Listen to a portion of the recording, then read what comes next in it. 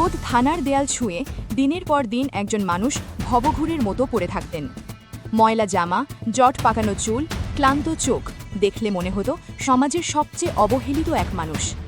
কেউ দয়া করে খাবার এগিয়ে দিত, কেউ বিরক্ত হয়ে মুখ ফিরিয়ে নিত, কিন্তু কেউই জানত না এই চুপচাপ ছায়াটির ভেতরে লুকিয়ে আছে এক হিম শীতল দানব। তিনি কোনো সাধারণ ভবঘুরে নন, তিনি ছিলেন একজন সিরিয়াল কিলার, যিনি পুলিশের নাকের ডগা দিয়ে 7 মাসে একে একে 6টি প্রাণ নিভিয়ে দিয়েছেন, নিঃশব্দে, নির্দ্বিধায়, নির্বিকারভাবে। ঘটনাস্থল সাভারের একটি পরিত্যক্ত পৌর কমিউনিটি সেন্টার। সাভার মডেল থানার ঠিক পাশেই এই ভবনটি। দিনের আলোতেও যেখানে ঢুকলে বুকের ভেতর কাঁপুনি ধরে, সেই জায়গাটিকে নিজের ব্যক্তিগত কিলিং জোন বানিয়ে নিয়েছিল মশিউর রহমান খান সম্রাট। রোববার দুপুর ভবনের 2য় তলা থেকে উদ্ধার হয় আগুনে পোড়া 2 নারীর মরদেহ। মুহূর্তেই আতঙ্ক ছড়িয়ে পড়ে এলাকা জুড়ে। কিন্তু এই জোড়া খুন শুধু আরেকটি অপরাধ নয়, এটি ছিল এক ভয়ঙ্কর রহস্যের পর্দা সরে যাওয়ার মুহূর্ত। এই নিয়ে মাত্র 4 মাসে ওই ভবন থেকেই উদ্ধার হলো 5টি মরদেহ। প্রায় সবগুলোর ধরন একই, হাত পা বাঁধা, দেহ বিকৃত, কোথাও আগুনে পোড়ানোর চিহ্ন। সব দেখে পুলিশের ধারণা ছিল এটা নিশ্চয়ই কোনো সংঘবদ্ধ খুনি চক্রের কাজ, কিন্তু সত্যটা ছিল আরও ভয়াবহ। রোববারের ঘটনার পর তদন্তে নামে পুলিশ। খতিয়ে দেখা হয় আশপাশের সিসিটিভি ফুটেজ। সেখানেই ধরা পড়ে সেই দৃশ্য যা দেখলে শিরদাঁড়া বেয়ে ঠান্ডা স্রোত নেমে আসে। ফুটেজে দেখা যায় এক ব্যক্তি অবিশ্বাস্য রকম শান্ত মুখে চারপাশে তাকিয়ে কাঁধে করে একটি লাশ নিয়ে হেঁটে যাচ্ছে। না আছে ভয়, না আছে তাড়াহুড়া, মনে হচ্ছিল এ যেন তার নিত্যদিনের কাজ।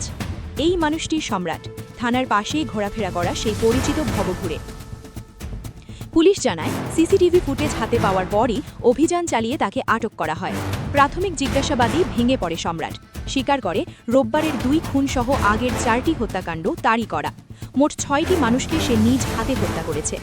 এক পুলিশ কর্মকর্তা বলেন, গত 5 মাসে আমরা 5টি মরদেহ উদ্ধার করেছি। এছাড়াও মডেল মসজিদের সামনে আরও একটি মৃতদেহ পাওয়া যায়। এই 6টি ঘটনায় একজনই জড়িত ছিল। সে প্রাথমিকভাবে সব স্বীকার করেছে। স্থানীয়রা জানায় প্রথম মরদেহটি পাওয়া যায় গত বছরের 29 অগস্ট, হাত পা বাঁধা অবস্থায় এক যুবকের অর্ধগলিত দেহ। এরপর একে একে 11 অক্টোবর এক অজ্ঞাত নারী, 19 ডিসেম্বর আগুনে পোড়া এক পুরুষ, 4 জুলাই মডেল মসজিদের সামনে এক বৃদ্ধা, আর সবশেষ রোববারের সেই 2 নারী। একই এলাকা, একই খুনি, একই নীরবতা। সবচেয়ে ভয়ঙ্কর বিষয় হলো এই সব খুনের সময়ও সম্রাট দিব্যি থানার সামনে ঘুরে বেরিয়েছে, পুলিশের চোখের সামনেই। কেউ সন্দেহ করেনি, কেউ কল্পনাও করেনি। একজন ভবঘুরের ছদ্মবেশে সে যেন লুকিয়েছিল এক জীবন্ত দুঃস্বপ্ন।